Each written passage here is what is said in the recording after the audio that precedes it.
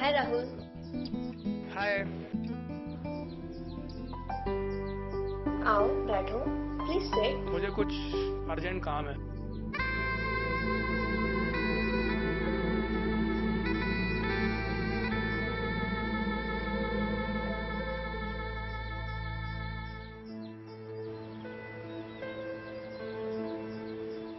अरे यार, ये फिर यहाँ पर आ गया। चलता हूँ मैं यार। ओके यार, बाय। राहुल रुको, तुम मुझे इग्नोर क्यों कर रहे हो? मैं तुम्हें इग्नोर नहीं करना चाहता यार, लेकिन जब मैं तुम्हें इस इमरान के साथ देखता हूँ तो मुझे अच्छा नहीं लगता। तुम्हें इमरान से क्या प्रॉब्लम है? तुम हिंदू होकर इस मुसलमान से कैसे दोस्ती कर सकती हो? मुसलमान? ये फ्रेंड्स के बीच में हिंदू मुस्लिम कहाँ से आ गया? चलो ठीक है, तुम्हें इमरान से दोस्ती नहीं करनी है तो मत करो, लेकिन ये तो बताओ कि तुम्हें इससे इतनी नफरत क्यों है? इमरान रुको। मैं इन आतंकवादियों के साथ कभी नहीं बैठ सकता जो हमारे देश के दुश्मन है। क्या मतलब है तुम्हारा? एक मुसलमान होने का मतलब सिर्फ आतंकवादी? क्या मुसलमानों ने देश के लिए कुछ नहीं किया? क्या किया है तुम मुसलमानों ने इस देश के लिए? इस देश के मुसलमानों ने हर मुसीबत में भारत की इज्जत बचाने के लिए तन मन और धन से सेवा की। तुम लोग चंद रुपयों के खातिर ही तो बम विस्फोट करते हो ताकि बची कुची जिंदगी आराम से जी सको।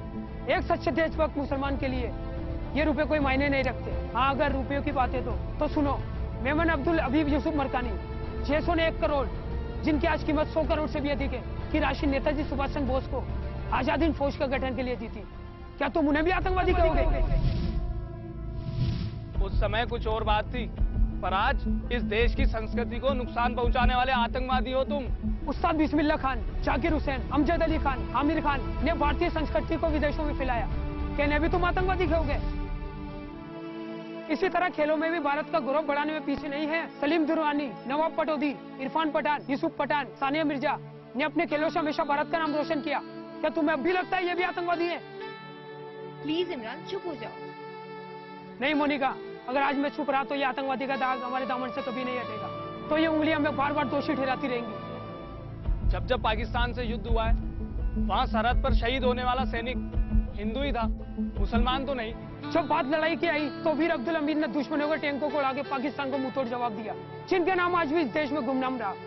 और जब भारत को परमाणु शक्ति वाला देश बनाने की बात आई तो एपीजे अब्दुल कलाम ने ये बीड़ा उठाया। क्या अब भी तुम्हें लगता है कि हर मुसलमान आतंकवादी है? तुम्हारे कहने से आतंकवादी का ठप्पा मिटने वाला नहीं है। कितनी भी उपलब्धियां गिनाओ मुसलमानों की, फिर भी शक की नजर, गद्दार की गालियां, आतंकवादी का टप्पा, दंगों में मौत और नौकरियों में भेदभाव। माना कि कुछ मुसलमान जुड़े हैं, पर सारे मुसलमान तो आतंकवादी नहीं। तुम्हारे लोगों के किए जाने वाले बम विस्फोट से न जाने कितने बेगुनाह हिंदू मारे जाते हैं। अब तक जितने भी बम विस्फोट के हादसे हुए, इस देश में उन्हें मरने वालों की मुसलमानों की संख्या कम नहीं है, जिनकी लाशें आज तक उनके घर वाले अपने कंधों पर ढो रहे हैं। आज इस देश में मरने वालों की संख्या आतंकी हमलों से ज्यादा नक्सली हमले में होती है। यह देश के किसी कोने में एक छोटी सी चोरी के लिए ली जाने वाली जान, लेकिन इस देश में इंसावादी अपने हालातों में मजबूर लोग कहा जाता है। ये कौन है? हिंदू, मुस्लिम, सिख या ईसाई? ये हम जानकर भी अनजान बने रहते हैं, पर हकीकत में तो ये भी आतंकवाद से जुड़ा एक सच है। अगर समुद्र अपना पानी खुद पिएगा तो एक दिन समुद्र खत्म हो जाएगा। उसी तरह राहुल, अगर हम आपस में लड़ते रहेंगे तो एक दिन ये देश ही खत्म हो जाएगा।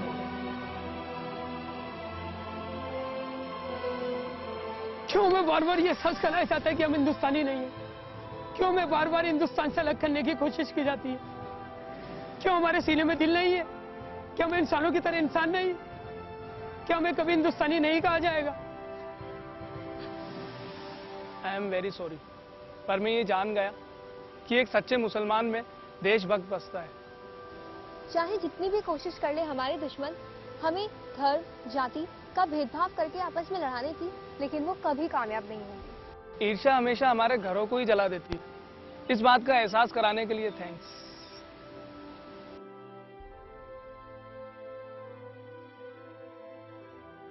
हम खून की किश्तें तो बहुत दे चुके, लेकिन एक हाँ के वतन कर्ज अदा क्यों नहीं होता।